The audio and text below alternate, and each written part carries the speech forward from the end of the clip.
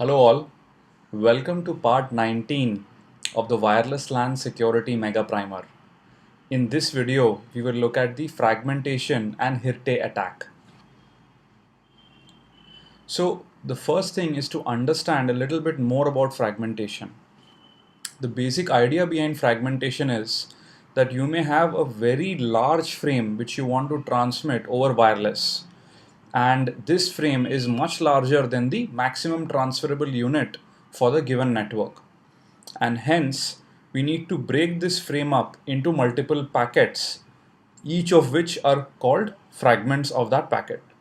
So you have fragment 0, fragment 1, fragment 2 and fragment 3, where the whole idea is to take the data of the original packet and actually create an absolutely new packet containing it. So what are the different header fields, if you recall, I think in chapter 2 or 3 which we talked about, which help in this? Well, this is where the sequence control header field comes in, which is further divided into the fragment number and the sequence number. Now, for any given large packet which we are breaking up, the sequence number is constant. The only thing which changes is the fragment number. So as an example, let's say when we break up this packet, the sequence number may be set to 1, 2, 3, and the fragment numbers would vary from 0, 1, 2 and 3, assuming we are breaking it up into 4 different fragments. Now there is also one other bit which is, if you remember, part of the frame control field, and that is called more fragments. So how does this help? Well, apart from the last fragment, which is fragment 3, all other fragments, right, from 0, 1 and 2 will actually have more fragments bit set to 1. So this basically indicates that more fragments are yet to arrive, so the receiver will wait and not reassemble the packet. So now, what is the fragmentation attack? So before we go into that, we will analyze a little bit of the packet which goes over the air. Now I have actually captured a little ARP packet, and this is how an encrypted ARP packet would look like, or for that matter, even a plain text ARP packet. One of the important things is after the 802.11 header, you actually have the logical link control header, right? The LLC. And this is 8 bytes in totality, consisting of a lot of small fields here. And the funny thing is that most of these fields are actually constant, apart from the type, which may vary based on whether it is ARP or IP or some other protocol, right? Now we are going to use this to our advantage in fragmentation attacks. How? Well, this is how. Now, what was noticed is that the LLC header is actually something which is known. These values are known and are predictable. That is, the first byte is AA, then you have another AA, 0300, so on and so forth. Only the last byte, which is part of ether type, is the one which varies. Now you can compare this diagram with the screenshot here, and you will notice we have AAAA0300 followed by 3 zeros, then 08 and 06. And this is exactly what it is. 06 would be for ARP. Now, what is the observation? The observation is the LLC header is known. Size of the LLC header is 8 bytes. Now, the only thing unknown was the last byte based on the ether type, and that could be ARP or typically IP. Now, is it possible to decipher that as well? Now, interestingly, the size of the packet indicates whether it can be an ARP or an IP packet. And this is how, just by looking at the packet size, even this last byte can be guessed. Now, this brings us to a very interesting conclusion that even if a packet is encrypted, we actually know the first 8 bytes, which is the LLC header. So if I were to break up our original packet, basically you had the data and the ICV, both of which were encrypted, if you remember, and the data is the encrypted data and the encrypted ICV after XORing with the key stream happens, right? Now our observation is that the first 8 bytes of the data consists of the LLC header, and we know each and every value in those 8 bytes in a predictable way regardless of the packet. Now what this brings us to is something called the known plain text attack in cryptography. So what is a known plain text attack? Well, there is an encrypted packet, but we actually know part or whole of the plain text which is present in the packet before encryption. So now all we have to do to get the key stream is take the plain text LLC header, which we know basically from this diagram if you remember, each and every byte, and we just XOR it with the encrypted data in the packet. When that happens, the output is actually the RC4 key stream. The first 8 bytes, please remember. So by this technique, we can predictably and reliably get the first 8 bytes of the RC4 key stream of any packet which is over the air. This is very powerful. Now, what can we do with this? So what do we have now? We have the RC4 key stream, that is 8 bytes of it, and of course the corresponding IV, which is always available in plain text as part of the WLAN header along with this. Now what we can do is think about it. We could actually create a very small packet of 8 bytes where the data is 4 bytes, and we calculate the ICV for this data, which will of course have to be 4 bytes because that is a requirement. Now we can take the RC4 key stream which we just got because we were able to guess the LLC header, and then we can XOR both of these to actually get an encrypted data and the corresponding encrypted ICV, right? Now the beauty is this packet along with the IV which was captured previously is a absolutely perfectly valid web packet for that network. This means if we transmit this packet, send it to an access point or a client which is part of that web network, it will happily accept the packet, right? But you must be wondering, well, what can we do with just 4 bytes? I mean, nothing is going to fit in there. This is where fragmentation comes to our rescue. So let's say you have a large chunk of data which you want to send over the web network, but you are unaware of the web key, and all you were able to do till now is figure out 8 bytes of key stream based on the known plain text attack with the LLC header. Now what you need to do is you need to break up your large packet into 4 byte chunks and then go ahead and create these small 4 byte packets with the 4 byte ICV for each of these chunks. Now the point to note is the maximum number of fragments possible is 16, which actually means that if each packet is 4 bytes, then you can transmit a maximum packet size of 64 bytes, which if you think about it is quite enough to do a lot of ARP-based replay attacks and even some IP-based attacks.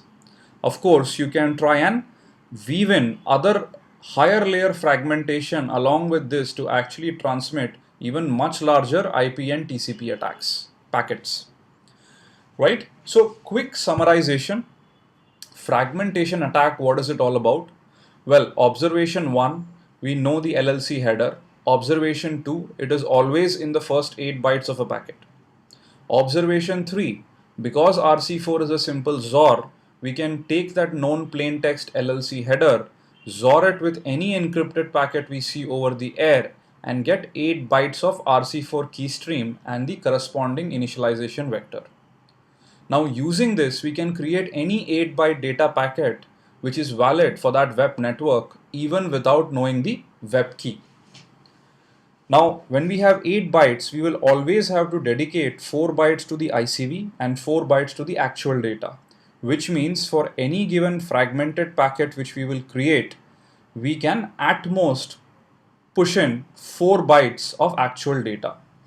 What this would actually mean is for a very large data, we would have to break it up into 4-byte segments and then transmit each of these in a packet. The only limitation of fragmentation is we can transmit at most 16 fragments for any given packet, which brings the maximum amount of data which we can send to 64 bytes. So now, what is the Hirte attack? Well, Hirte attack uses the concepts of both the cafe latte as well as the fragmentation attack. Basically, this also works on any client which is isolated. So what it does is, just like in the cafe latte attack, it will sniff the air, figure out what clients are probing for, and then set up a web API so a client would connect to it.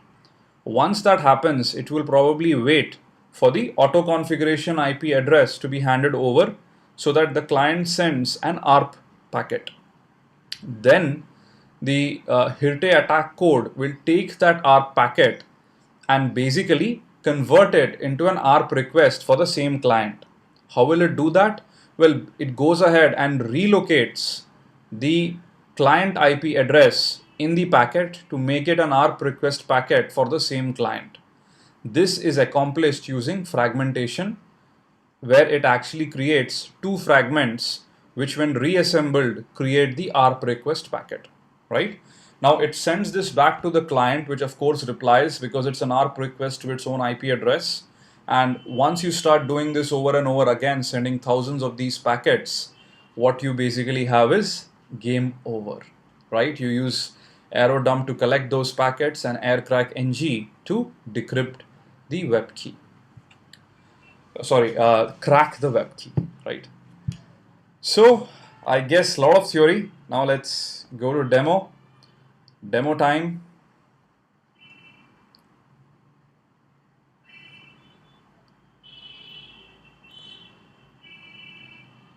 So let's actually go ahead and start sniffing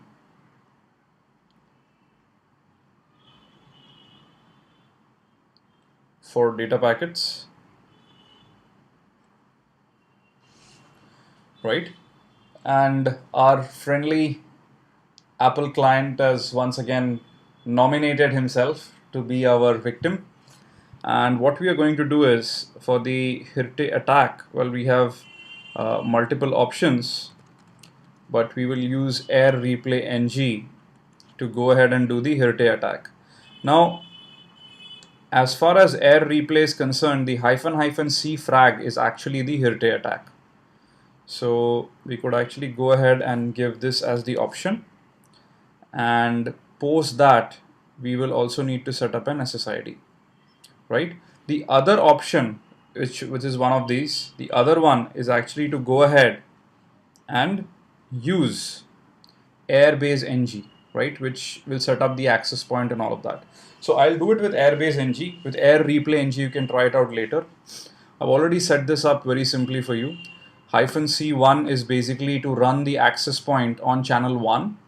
PwnMe is our web-based SSID. -w1 sets the encryption bit in the frames which are being sent out, and mon0 is the interface, and -n is actually for the Hirte attack. Okay. Now what we are also going to do is set up AeroDump on the same channel, and let's do the following. Let's actually write it to a file called Hirte. Right, so AeroDump -ng has been set up, and now what we're going to do is actually set up our access point. Right, so we are able to see the PwnMe access point here, pretty good. And now we will start our client, which will automatically, hopefully, associate to the PwnMe access point, right? So I just started my client, and if you notice, it has automatically connected to the PwnMe network. And I guess basically currently the Airbase NG tool is actually waiting for the ARP packet, right? And we can see the number of data packets is comparatively quite less, but now all of a sudden it's surging ahead, right? Which actually means, well, Airbase NG found the ARP packet and is now going ahead and pumping uh, and using the fragmentation attack ARP requests for the same client, and the client is responding. See, the beauty is actually there is no other access point or anything there, right? And the client is generating data packets for the web key which is cached in it for the PwnMe network, right? You can see from time to time, the arrow dump ng screen output just freezes. As I warned you, this is because of the problem that we are actually running it over VMware. Actually, everything is slowing down. Hopefully it's not going to crash, but anyway, you've kind of understood what is happening in the Heritage attack. Just wanted to show you a little bit about what the data might look like. Let me quickly stop the sniffing. Even this is taking up a lot of cycles.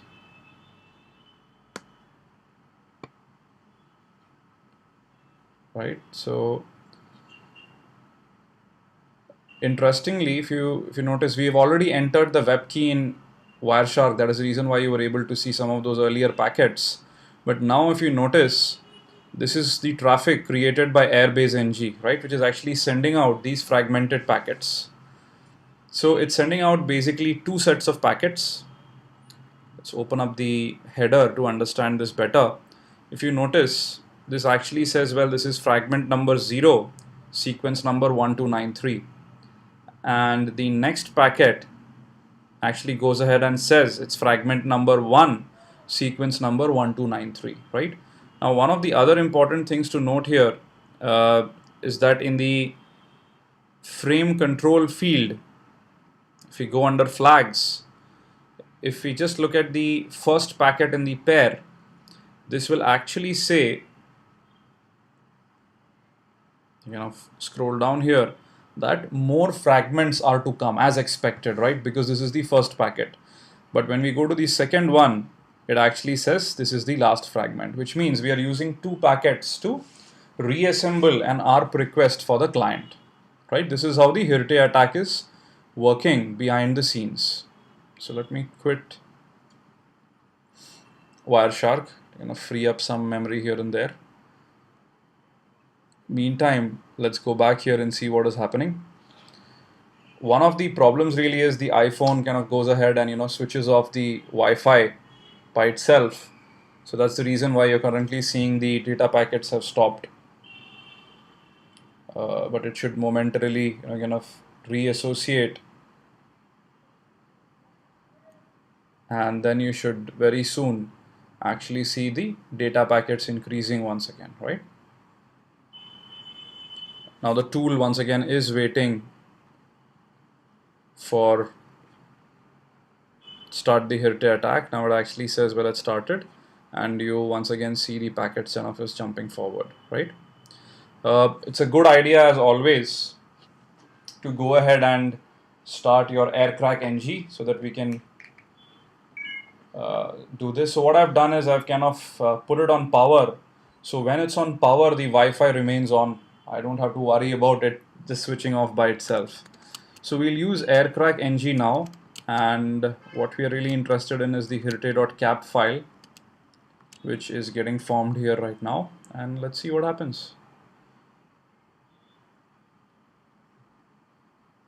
Right, so AirCrack is also running parallelly, and we already have around 12,000 packets, and we are done. Of course, this was a very simple 40-bit web key, but nevertheless, the point remains that we were able to crack the web key with just the client, right? This is exactly the same as what you would do in Cafe Latte.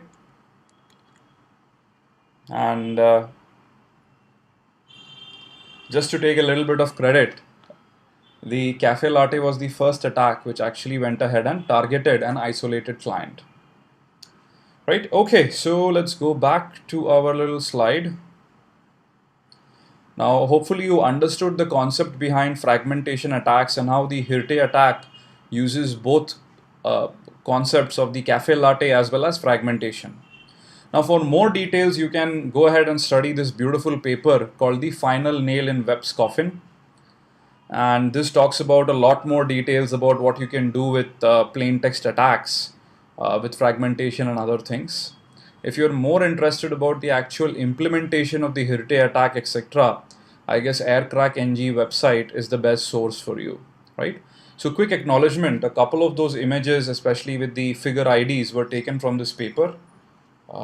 Just wanted to acknowledge. Anyway, that brings us to the end of part 19. I guess it's almost going to be end of season 1. And hope you're enjoying, hope you're still with me here. If you are, please leave a comment behind. I'm just hoping this series is not getting too long. But as you know, I really want to deal with this topic as if I'm taking a real class and not just for the heck of doing it, right? That is the reason why it's taking so much amount of time, so many videos. Hopefully, you're liking and enjoying it. So, the next set of videos will now move into a bigger monster, a bigger beast which we have to cage. And I guess all of you have almost guessed it. It's going to be WPA and WPA 2. So, I would say go ahead and get ready for another roller coaster ride. Next couple of videos are going to be even more interesting.